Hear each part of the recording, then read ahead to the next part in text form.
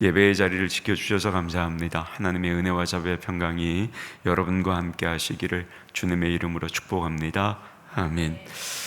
지난 시간에 이어서 하늘에 쌓아두라 라는 제목을 가지고 이제 두 번째 말씀을 좀 나누고자 합니다. 지난 시간부터 주님의 말씀, 이 산상선교를 통해서 재물, 이 돈과 관련된 주님의 말씀을 살펴보고 있습니다. 그러면서 이제 우리가 확인하는 것은 뭐냐면, 예수님의 말씀처럼 이제 우리는 돈이 하나님의 자리를 대신하는 만몬신의 시대를 살아가고 있다는 거죠. 그걸 부정할 수는 없습니다. 이미 돈은 하나님의 자리를 대신하고 있음을 우리는 잘 알고 있습니다. 그러다 보니까 어때요? 자꾸 그 돈의 힘으로 뭔가를 하려고 하는 인간의 욕심이 드러나는 거죠. 그래서 돈을 의지하게 되고, 또 돈만 있으면 뭐든지 다 가능하다는 식의 그런 삶의 모습들이 세상 속에서 자꾸 보여지게 되는 것이고, 그걸 자꾸 보게 되는 그리스도인들도 그것을 아니라는 사실을 알면서도 그것을 쫓아갈 때가 많이 있다는 겁니다. 그러다 보니 어때요? 그 돈을 자꾸 이 땅 가운데 쌓아두려고 하는 거죠. 돈이 좀 있어야 언젠가 그 돈이 좀 나에게 반드시 필요하고 나를 도와줄 것이다, 이런 마음이 있어서 이 땅 위에 이제 그 돈들을 쌓아두려는 마음이 있는 겁니다. 그런데 예수님께서는 그런 인간의 마음이 정말로 위험한 마음이라는 사실을 진작부터 알고 계셨던 거죠. 그래서 돈을 쌓아두고 싶어 하는 마음이 얼마나 위험스러운 마음인지를 예수님께서는 오늘 본문의 말씀을 통해서 가르치신 겁니다. 그러면 여러분, 왜 돈을 쌓아두는 것이 위험한 마음이에요? 왜냐? 돈을 쌓아두면 하나님보다는 쌓아둔 그 돈을 의지하게 되기 때문이죠. 그렇지 않아도 돈을 너무나 좋아하는 인간들인데, 그 돈들을 쌓아두면 하나님보다 그 돈들을 의지하게 되니까 돈을 쌓으려고 하는 인간의 마음이 위험한 겁니다. 예수님께서는 그 위험한 인간의 욕망, 그 욕망이 깃든 마음을 알고 계셨던 거죠. 그래서 돈을 쌓아놓으면 반드시 하나님 대신에 그 돈이 하나님의 자리를 대신할 것임을 아셨던 겁니다. 그래서 차라리 그렇게 마음을 다 줄 만큼 소중한 보물이 그 돈이라면 그 보물을 이 땅에 쌓아두지 말고 이 땅보다 더 안전한 곳 하늘에 쌓아두라고 예수님께서 제안하셨던 겁니다. 그러면서 이제 그 제안을 하시면서 이 땅의 위험성을 말씀해 주셨죠. 아울러서 그 위험성을 말씀하시면서 갑자기 눈 이야기, 우리의 이 눈 이야기를 예수님께서 꺼내셨습니다. 왜 예수님께서 돈 이야기를 하시다가 갑자기 우리의 사람의 눈 이야기를 하셨을까? 돈의 특성이 뭐냐? 우리 사람의 눈을 어둡게 하지 않아요? 우리 눈이 어두워져 돈만을 쫓다 보면 그 돈에 우리의 눈이 멀 수 있다는 사실, 이제 그걸 경고하셨던 겁니다. 그런 사람들이 많이 있잖아요. 따라서 여러분, 우리가 하늘의 이 보물, 이 돈을 쌓기를 원하는 사람들은 사실 돈 때문에 우리의 눈이 흐려지거나 어두워져서는 안 된다는 거예요. 눈이 어두워지고 흐려지면 어때요? 보물이라고 생각하는 그 돈을 하늘에 쌓을 수가 없는 거죠. 돈이 하나님으로 보이는 거니까 내 곁에 두고 언제든지 필요할 때마다. 따라서 이제 그렇게 되면 돈이 하나님을 대신하는 우상이 되어버리는 겁니다. 그래서 예수님께서 우리 눈 이야기를 하시는 거예요. 그 돈에 우리의 눈이 멀지 않도록 해라는 거죠. 돈에 눈이 멀어버리면 그렇게 좋아하는 보물을 하늘에 쌓아둘 수가 없다는 사실을 말씀하는 겁니다. 자, 여기까지가 지난 시간에 우리가 살폈던 주님의 말씀이었고, 자, 그러면 여러분, 이렇게 보물을 하늘에 쌓으라는 주님의 말씀을 들으면서 그리스도인으로서 돈과 관련되어서 우리가 가장 먼저 살펴야 할 것이 뭐가 있을까요? 그리스도인으로서 돈과 관련되어 가장 먼저 살펴야 하는 것, 그게 뭘까요? 뭘 것 같으세요? 여러분 생각에는? 헌금이에요. 헌금 생활. 저는 이제 사실 나주교에 부임한 뒤로 공식적인 자리에서 이 헌금과 관련된 말씀을 한 번도 나눈 적은 없습니다. 제가 헌금을 주제로 하나님의 말씀을 설교한 적은 없어요. 이유가 있습니다. 믿는 거예요. 뭘 믿느냐? 나주교의 성도라면, 그리고 자기가 그리스도인이라고 자부한다면, 나주교회를 나오시면서 신앙생활을 하신다면 이 헌금 생활에 대해서는 목사가 말하거나 혹은 누군가가 강조하지 않아도 잘하고 계실 거라고 믿는 겁니다. 그걸 믿기 때문에 사실은 오늘 저녁에 나누는 지금 이 말씀을 나누는 지금도 저는 나주교회 성도들이 헌금 생활만큼은 잘하고 계실 거라 이렇게 믿고 이 저녁에 말씀을 나누는 겁니다. 그럼에도 오늘 주님께서 주신 이 말씀 앞에서 우리의 헌금 생활을 한번 돌아보고 지금보다 조금 더 올바른 헌금 생활을 할 수 있는 기회로 삼으면 좋겠다. 이런 마음에서 제가 나주교에 부임한 지 오늘 저녁에 처음으로 헌금과 관련된 말씀을 여러분과 좀 나누겠습니다. 그러니까 오해하지는 마세요. 여러분에게 헌금하라는 말씀이 아니라 헌금 생활이 우리에게 이렇게 말씀하시는 주님의 말씀 가운데 얼마나 중요한 것인지를 여러분과 나누고 싶어서 그러는 거니까 오해하시지를 마시기를 바랍니다. 자, 여러분 그리스도인이라면 무엇보다도 헌금 생활을 바르게 해야 하는 겁니다. 자, 그러면 헌금이 뭐예요? 헌금이라는 것은 하나님이 주신 귀한 재물 가운데의 일부를 소중하게 구별해서 하나님께 드리는 것, 그것을 헌금이라고 이야기합니다.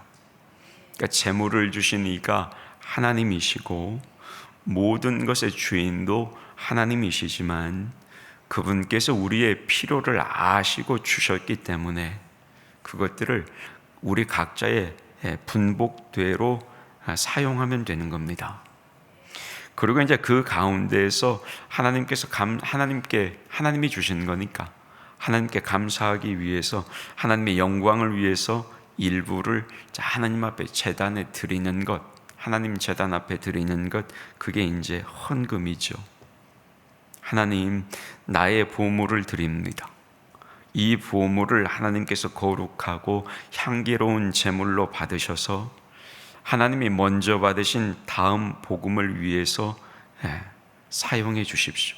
그리고 가난한 이웃을 위해서, 그리고 주님이 기뻐하시는 선하신 일을 위해서, 그리고 신앙 공동체인 교회의 거룩한 사역을 위해서 이걸 사용해 주십시오. 이렇게 기도하며 하나님 앞에 드리는 게 뭐라고요? 그게 헌금이라고요. 그래서 여러분, 헌금이라는 것은 신앙생활을 하는 그리스도인들에게 있어서는 필수적인 겁니다. 그리고 어떤 면에서는 헌금만큼 그리스도인 된 그 사람의 인격과 신앙을 정확하게 평가하는 것도 없습니다. 무슨 말이냐? 생각해 보세요. 몇 마디 말, 교회 봉사, 그리고 기도 생활을 통해 얼마만큼 그 사람의 진가를 평가할 수가 있을까요? 아무리 겉보기는 좋아 보여도 사실 그 사람의 신앙에 대한 확실한 평가를 그것을 가지고 내리기는 어려운 겁니다. 그런데 그 가운데 한 가지 분명한 평가 기준이 있다는 거죠. 그게 뭐냐? 바로 헌금 앞에 서는 겁니다. 여러분, 이런 의미에서 사실 헌금은 우리를 시험대에 올려놓는 거예요. 그래서 헌금하는 것을 보면 그 사람의 신앙의 수준과 신앙의 질을 파악할 수가 있는 겁니다. 그래서 어떤 무명의 그리스도인은 뭐라고 이야기했느냐? 이런 이야기를 했어요. 헌금이야말로 우리가 어떤 신앙을 가진 사람인가를 수학적으로 명확하게 밝혀주는 것. 그게 다름 아니라 헌금이다. 이렇게 말하기도 했습니다. 그런데 여러분, 이게 이제 개인만 그러느냐? 성도 개인만 그러느냐? 그렇지 않아요. 교회도 마찬가지. 헌금을 보면 그 교회의 질적인 수준과 영적인 파워를 평가할 수가 있는 겁니다. 무슨 말이냐? 그 교회가 헌금을 어디에 사용하는지, 그걸 보면 그 교회가 가지고 있는 신앙의 질적 수준을 평가할 수가 있다는 겁니다. 예를 들어서 어떤 교회가 먹고 마시는 일에 다수의 헌금을 사용한다면 그건 그만큼의 교회 수준밖에 되지 않는다는 것이고, 반면에 어떤 교회가 헌금을 이웃과 땅끝을 향해 흘려보내는 일에 사용한다면 그 교회의 수준은 조금 더 높은 수준의 신앙을 지향하고 있다는 사실, 그걸 보여준다는 거지요. 뿐만 아닙니다. 아울러 교회가 하나님이 원하시는 일, 하나님의 뜻을 이루는 일, 그러니까 이웃을 사랑하고 복음을 전하는 일에 많은 부분의 헌금을 사용한다면 성도들은 그런 교회의 모습을 보며 교회를 믿고 조금이라도 더 많은 헌금을 하게 될 것이고, 그래서 계속해서 헌금 생활에 있어서 악순환이 아니라 선순환이 일어나게 된다는 거죠. 그러니까 교회는 성도님들이 내신 헌금을 목적에 맞게 사용하면 어때요? 성도님들이 그걸 보고 하나님께 바치는 헌금이 다른 데 쓰이지 않고 하나님의 영광을 위해 쓰이는구나 라는 걸 알고 계속해서 헌금하게 되는 선순환이 일어난다는 거죠. 그런데 반면에 그렇지 못하고 교회가 자기의 배를 불리는 일에 그 헌금들을 사용한다면 성도들도 마찬가지로 실망하기 때문에 보물을 하늘에 쌓는 일에 소홀해질 수밖에 없다는 거예요. 여러분, 이건 우리가 깊이 좀 기억하고 명심할 필요가 있는 거예요.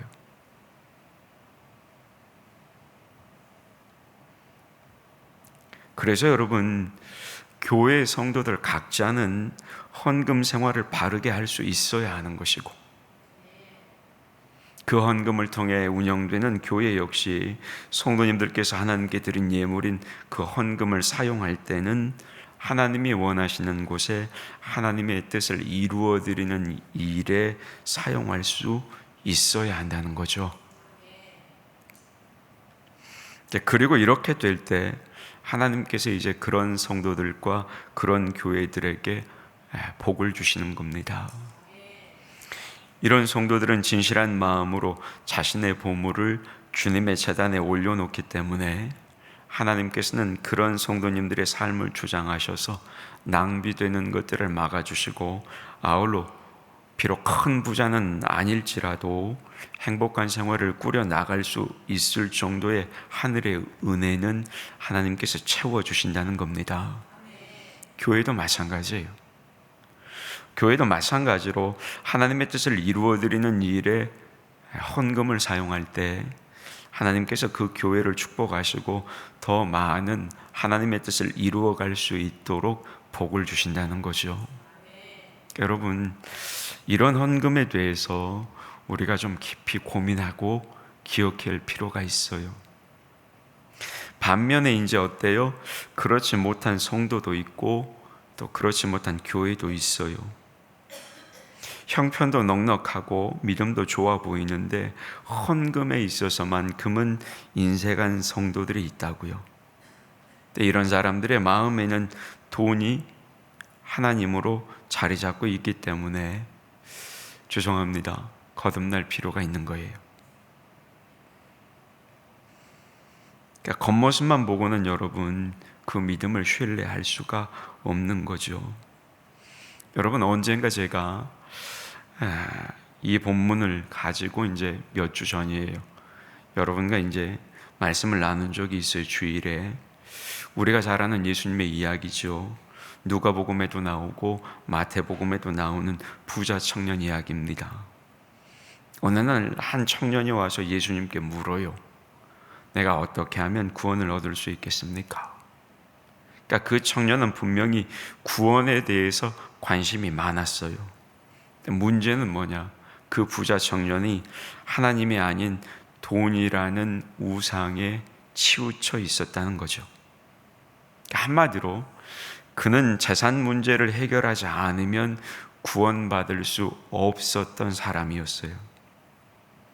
이걸 알고 계셨던 예수님께서는 그 부자 청년에게 뭐예요? 돈과 하나님 중에 하나를 택할 것, 그걸 요청하셨습니다. 마태복음 19장 21절은 예수님의 이 요청을 이렇게 기록을 해요. 같이 한번 읽으실래요? 시작. 예수께서 이르시되 내가 운전하고자 할진대 가서 내 소유를 팔아 가난한 자들에게 주라. 그리하면 하늘에서 보화가 네게 있으리라. 그리고 와서 나를 따르라 하시니 아멘. 그런데 이제 예수님의 이 요청에 청년이 어떻게 반응했는지 우리는 잘 알아요. 누가복음도 마찬가지고 마태복음도 마찬가지고 비슷하게 그 반응을 기록합니다. 마태복음 19장 22절 보면 그 청년의 반응이에요. 같이 봅니다. 시작. 그 청년이 재물이 많음으로 이 말씀을 듣고 근심하며 가니라. 아멘. 무슨 말이에요? 그 청년은 뭘 택한 거예요? 돈, 물질을 택했던 거죠. 구원받고자 원한단 말이에요. 구원의 문제에 관심이 있었단 말이에요. 이미 신앙도 있었다 이 말이에요. 그런데 어때요? 결국 그 물질의 문제를 해결하지 못했다는 거예요. 왜요? 이 부자 청년에게는 돈이 우상이었기 때문입니다. 하나님을 믿는 청년이었지만 그럼에도 이 청년의 삶에는 때로는 돈이 하나님을 대신했다는 거죠. 그리고 슬픈 얼굴을 하고 집으로 돌아가는 그 청년의 모습을 보면서 여러분, 예수님께서 우리가 잘 아는 아주 유명한 말씀을 남기셨죠. 그게 이제 마태복음 19장 23절 24절 말씀입니다. 화면 보시고 같이 받겠습니다. 시작. 예수께서 제자들에게 이르시되 내가 진실로 너희에게 이르노니 부자는 천국에 들어가기가 어려우니라. 다시 너희에게 말하노니 낙타가 바늘귀로 들어가는 것이 부자가 하나님의 나라에 들어가는 것보다 쉬우니라 하시니 아멘. 유명한 말씀이죠. 무슨 말이에요? 그만큼 어렵다는 거예요. 그런데 여러분, 이 부자만 그럴까요? 이 부자 청년만 그러냐고요? 아니요. 우리도 마찬가지예요. 사실 우리도 이런 부자 청년과 같은 경우가 없다고는 말을 못하죠.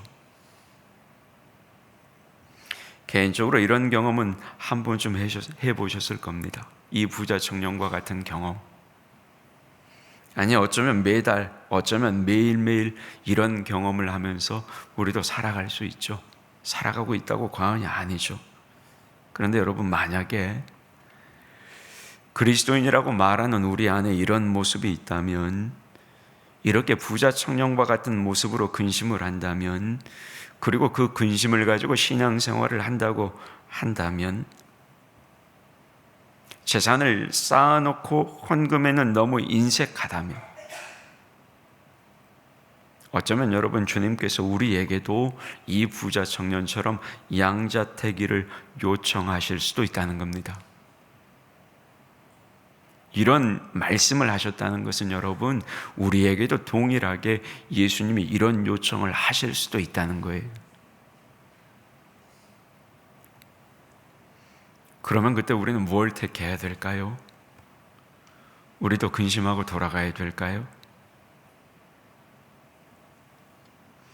여러분, 만약에 여기에 대한 답을 우리가 찾지 못하고 만약에 이 문제가 우리의 신앙생활에서 해결되지 않은 채 적당하게 교회당에만 출입한다면 여러분, 그 사람이 하나님의 나라에 들어간다고 그 누구도 보장할 수는 없는 거예요.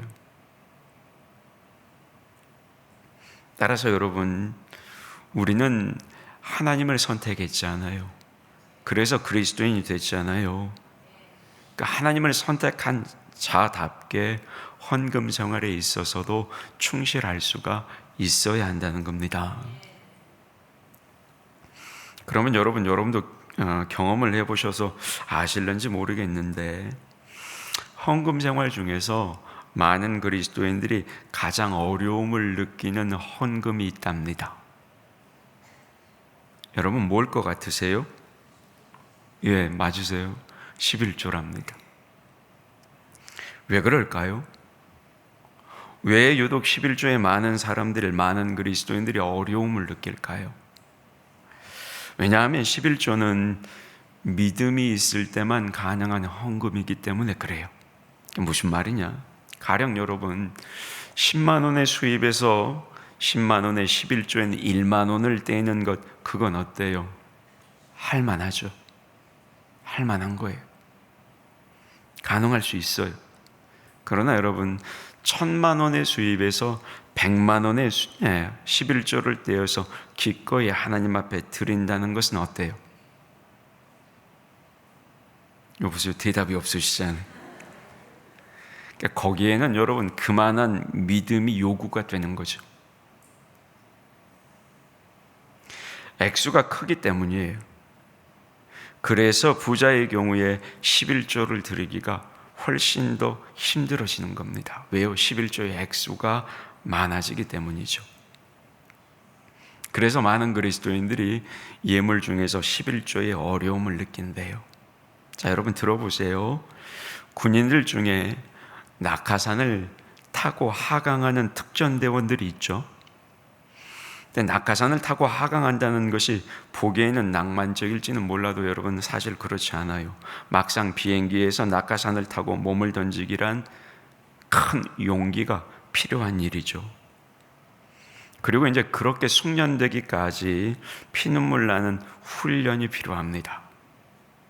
그런데 여러분 이 특전대원들이 훈련하는 방법 중에 이런 방법이 있대요. 사람이 가장 공포를 느끼는 높이가 11m랍니다. 이 11m 높이에서 뛰어내리기 위해서 10m의 높이의 점프대를 만들어 놓고 그 위에서 뛰어내리는 훈련을 특전사 대원들이 한대요, 실제로. 그러면 여러분 왜 10m 높이의 점프대일까요? 10m 높이의 점프대에 있으면 내 눈이 보기에는 대략 몇 미터가 되는 거예요? 11m 높이가 되는 거죠. 따라서 눈높이까지 11m인 그 높이에서 이제 두려움을 느끼지 않고 뛰어내릴 정도가 되면 이제 그 다음에는 비행기에서도 뛰어내릴 수 있게 된대요. 그래서 그 훈련을 한다는 겁니다.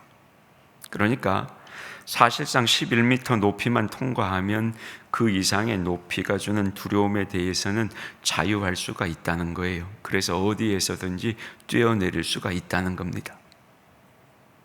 그런데 어떤 목사님 한 분이 이 10m 점프대에다가 우리 그리스도인들이 행하는 11조를 빗대어서 헌금에 대해 설명했어요. 뭐라고 설명을 했느냐? 다시 말해 11조란 성도들이 돈에 대하여 가장 큰 공포를 느끼는 10m 점프대와 같다는 거죠. 따라서 11조에서 겁없이 뛰어내릴 수만 있다면 그 다음에는 어때요? 어떤 헌금에 대해서도 자유할 수 있다는 거예요. 다시 말해 얼마든지 하나님께 드릴 수가 있고 얼마든지 하나님 나라의 보물을 쌓아 놓을 수 있다는 거죠. 그럴듯한 이야기잖아요. 여러분, 그러면 우리는 어떻습니까? 여전히 10m 점프대에서 두려워 떨며 서 있는 그런 성도입니까? 아니면 그 두려움을 극복하고 어떤 헌금에 대해서도 자유하는 그런 성도입니까? 한번 스스로 물어보세요. 물어보시라고요. 헌금 앞에, 돈 앞에 자기 자신을 한번 세우고 하나님께 자기 자신이 누구인지를 한번 물어보시라고요. 여러분, 우리가 헌금 앞에, 아니 돈 앞에 자유해야 하는 겁니다. 그리스도인이라면. 그런데 여러분, 오늘 본문에서 주님이 말씀하신 하늘에 쌓아두어야 할 보물이 꼭 헌금만을 의미하는 것은 아니에요. 하나님 앞에 기도하면서 선교사님이나 가난한 이웃을 위해서 그 재물을 사용하고 하나님의 영광을 위한 목적으로 또 자녀들을 훌륭한 인재로 양성하고 거기에 또 돈을 사용하는 것, 여러분, 그런 것도 하늘의 보물을 쌓는 거예요. 그리고 예수 믿는 가정으로 사람들에게 존경을 받고 인간답게 살기 위해 살림을 꾸리는데 돈을 사용하는 것, 여러분, 그것도 보물을 하늘에 쌓는 거예요. 제가 오해하지 마시라고 이 내용도 여러분에게 말씀드리는 거예요. 우리는 하늘의 보물을 쌓으라면 어때요? 무조건 헌금하고 선교사 돕거나 가난한 이웃 위에 사용하는 것만 생각하기가 쉬워요. 물론 그런 것도 보물을 하늘에 쌓는 거죠. 그러나 이런 것들 외에도 그것이 만약에 하나님의 영광을 드러내는 일에 쓰임 받는 것이라면 여러분, 그것도 보물을 하늘에 쌓는 겁니다. 결국에는 뭐예요? 그 재물을 사용하는 목적이 무엇이냐 이거예요. 하나님의 영광을 위해서 쓰여지는 거라면 그것은 보물을 하늘에 쌓는 것과 같은 겁니다. 예를 들어 이제 언젠가 한번 제가 언급해 드렸습니다만 진주의 김장하 선생 같은 분, 이분은 제가 크리스천인지는 잘 모르겠어요. 그럼에도 이분은 자신의 보물을 하늘에 쌓았다고 할 수가 있겠죠. 뿐만 아닙니다. 얼마 전에 모 방송국 TV 프로그램에 나왔던 세계 최고 부자 빌 게이츠, 이 사람도 자신의 재산 중 99%를 전 세계 말라리아 소아마비 퇴치를 위해서 다 기부를 했습니다. 또 있죠. 지금도 살아계셔요. 손봉호 교수 같은 사람. 그런 분도 한 분이에요. 자기의 모든 재산 대부분을 장학사업, 구호사업, 선교단체에 기부했습니다.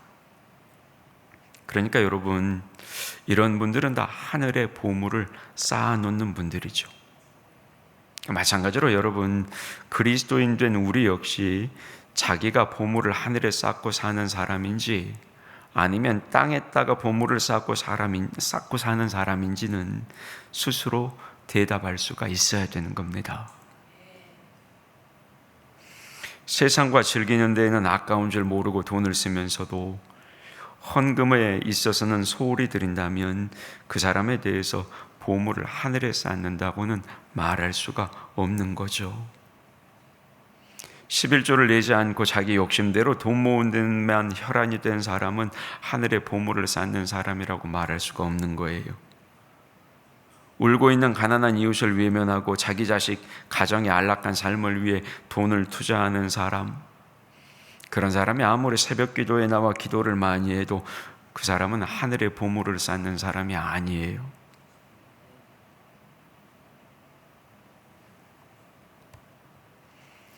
여러분, 이런 내용들을 우리가 좀 기억할 필요가 있다고요. 여러분, 우리는 돈을 하나님으로 섬기는 자들의 그 결국, 그 종국을 지금까지 얼마든지 많이 보아왔잖아요. 돈을 사랑하면 사랑할수록 어때요? 그 인생이 얼마나 비참해집니까? 이 나라 시끄러운 것도 결국 그거 아닙니까? 돈 때문에 향락을 누리면 누릴수록 어때요? 나중에는 비극적인 인간이 되는 거죠. 그 우리가 보면서 살잖아요. 우리가 경험하고 때로는 어때요? 때로는 우리도 그 사람들을 보면서 뭐라고 하면서 살잖아요. 그런데 그런 우리가 동일한 사람이 되면 쓰겄냐 이 말이에요.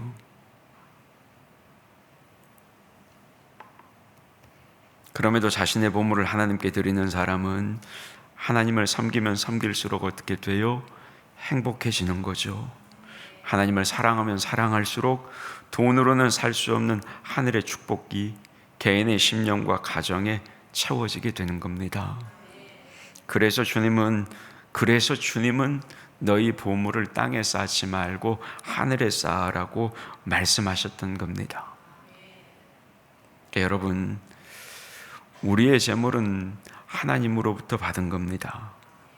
그러나 여러분, 그 모든 것을 포기하라고 받은 건 아니에요. 우리는 받은 것만큼 돈을 쓸 책임이 있습니다. 그러나 더 중요한 것은 뭐냐? 우리 모두가 받은 것을 바르게 사용할 수 있도록 부름을 받은 소명자가 다름 아닌 그리스도인이라는 우리라는 사실이에요. 그게 중요한 거죠. 그리고 이런 의미에서 여러분, 우리의 영성은 심령만 거룩해져서는 안 되는 거예요. 우리의 영성은 우리가 소유한 돈도 거룩해야 하는 겁니다. 내 몸이 하나님 앞에 드려졌다면 내가 가지고 있는 보물도 하나님 앞에 드려져야 하는 겁니다. 하나님 앞에 나와서 드리는 시간이 거룩하다면 내가 하나님 앞에 드리는 보물도 거룩해야 하는 겁니다. 그래서 여러분, 이런 의미에서 영적인 것과 물질적인 것은 별개의 것이 아니에요. 별개의 게 아니라고요. 동떨어진 별개의 문제가 아니에요. 동일하게 거룩하고 영적인 문제예요. 하나님께서는 돈을 하나님으로 섬기는 세상 한가운데서 여기 있는 우리를 택하셔서 오직 하나님만을 섬기는 특권을 주셨고, 우리로 하여금 거룩한 교회를 이루어서 영원히 하나님의 이름을 찬양하도록 만들어 놓으셨습니다. 그러므로 우리는 우리의 삶을 통해서 진정한 보물은 하늘에 쌓는 것임을 세상 사람들에게 보여줘야 되는 거예요. 물질도 마찬가지라 이 말이에요. 신앙생활을 잘한다는 말은 무슨 말이에요? 내가 가지고 있는 모든 것이 세상 사람 보기에는 거룩해야 되는 거예요. 그게 돈이라 할지라도. 여러분, 이게 하나님께서 기뻐하시는 삶이고 우리에게는 영원히 남는 삶임을 기억해야 되는 겁니다. 여러분, 다시 말씀드립니다. 여러분에게 헌금을 강요하지 않습니다. 저 개인적으로는 앞으로도 그럴 겁니다. 그러나 물질에 대해서는 자유한 그리스도인이 되어야 하는 겁니다. 그 물질을 거룩하게 사용할 수 있어야 되는 겁니다. 왜요? 그래야 그 사람이 그리스도인이에요. 하나님이 그걸 원하시고 그런 삶을 사는 사람이 보물을 하늘에 쌓는 사람이고, 그렇게 보물을 하늘에 쌓는 사람을 하나님께서 칭찬하시는 겁니다. 그래서 주님도 이런 말씀을 하셨던 거고요. 여러분, 여러분의 보물을 하늘에 쌓으시기를 주님의 이름으로 축복합니다. 아멘. 하나님 아버지,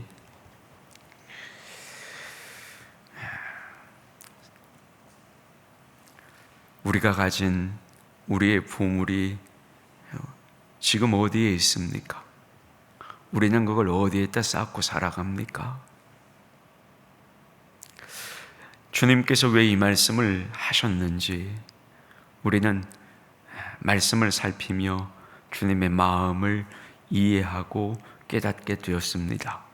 하나님, 우리가 거룩한 그리스도인이라면 우리에게 맡기신 물질, 보물, 그 모든 것들이 다 거룩하게 하여 주시옵소서. 거룩하게 사용하고 거룩하게 쓰임받는 물질이 되게 하셔서 그 모든 것이 하나님 나라에 쌓는 보물 되게 하여 주시옵소서. 하나님, 우리의 마음이 돈이 아니라 물질이 아니라 하나님을 향해 있기를 소원합니다. 우리의 눈이 그 물질이 아닌 하나님을 향해 바라보기를 소원합니다. 그래서 우리의 삶이 거룩한 그리스도인의 삶이 되게 하여 주시옵소서. 하나님, 그럼에도 물질로 인해서 어려워하고 힘들어하는 궁핍하게 삶을 살아가시는 성도님들도 계십니다. 그 성도님들의 삶을 축복해 주시고, 하나님, 헌금 때문에 마음 아파하지 않도록 그분들의 마음도 위로하셔서 하나님, 그분들의 삶을 축복하심으로 말미암아 이 땅 가운데 하나님의 은혜를 누리며 살아가는 우리 성도님들의 삶도 되게 하여 주시옵소서. 감사드리고 예수님의 이름으로 기도하옵나이다. 아멘.